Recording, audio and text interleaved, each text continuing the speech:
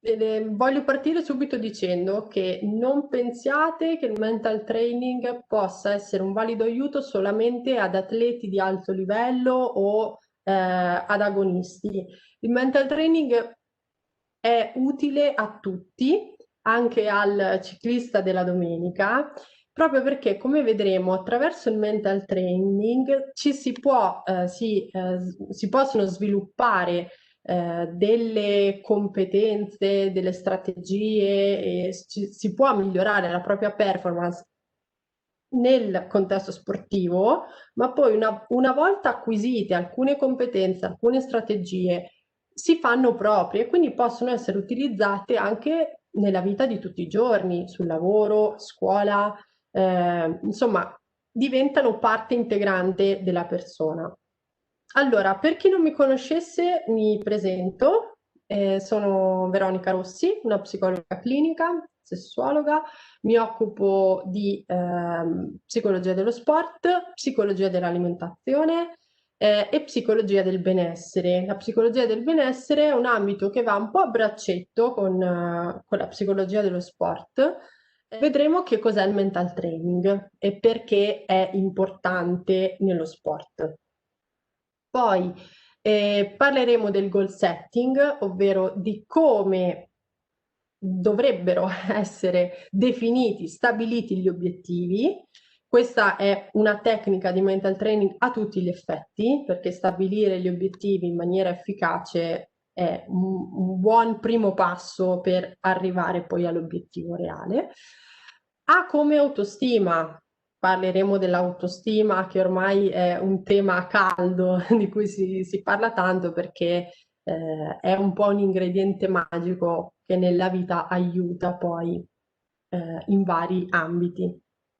Parleremo delle emozioni nello sport e della visualizzazione e più che altro dell'allenamento ideomotorio e poi dopo lo vedremo. Allora, cos'è il mental training e perché è importante nello sport? Il mental training, come già avevo annunciato, è a tutti gli effetti un allenamento mentale. Come si allena il corpo, si dovrebbe allenare anche la mente. Molto spesso ci dimentichiamo del ruolo importantissimo che gioca la nostra mente. Questo in generale nella vita, sia nella performance sportiva, ma anche nella performance scolastica, nella performance lavorativa, ma in generale sul benessere di noi in quanto persone. La mente è davvero il centro nodale del nostro benessere. L'allenamento mentale è orientato in primis alla consapevolezza di sé e serve ad acquisire delle strategie per potenziare e migliorare abilità psicologiche volte ad ottimizzare la performance sportiva. Il mio motto, o meglio, il mio modo di lavorare più che altro è quello che si dovrebbe fare, quello che dice la psicologia dello sport, è di non lavorare per vincere. Nello sport molto spesso ci si confronta con dei record da battere, delle posizioni da raggiungere, eccetera. E si punta molto alla vittoria o comunque a un miglioramento, a un piazzamento. Eh, Perché è importante? Perché può aiutare per migliorare la prestazione, per migliorare l'autostima, e questo è fondamentale, dopo lo vedremo nello specifico.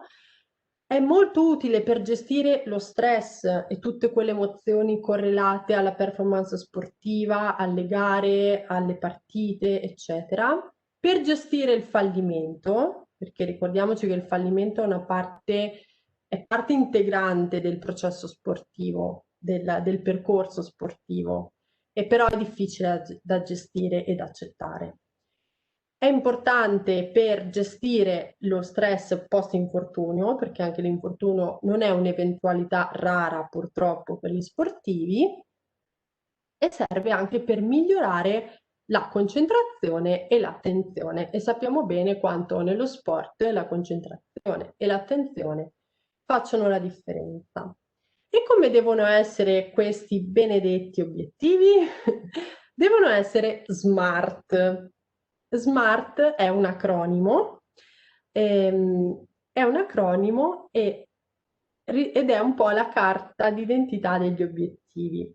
Allora, nella parola SMART la S sta per specifici, quindi devono essere ben chiari e definiti. Cioè, gli obiettivi devono comunque avere una chiarezza. Il voglio migliorare, voglio fare meglio, non è un obiettivo specifico. Devo dire voglio dimagrire 5 kg oppure voglio migliorare il mio tempo di tot secondi, per esempio. M sta per misurabili, cioè devono poter essere quantificabili in qualche modo. Solo così posso dire se l'ho raggiunto il mio obiettivo e se strada facendo sono sulla strada giusta per raggiungere il mio obiettivo. A sta per action oriented, ovvero orientato all'azione, cioè deve specificare bene cosa deve essere fatto. R come realistico.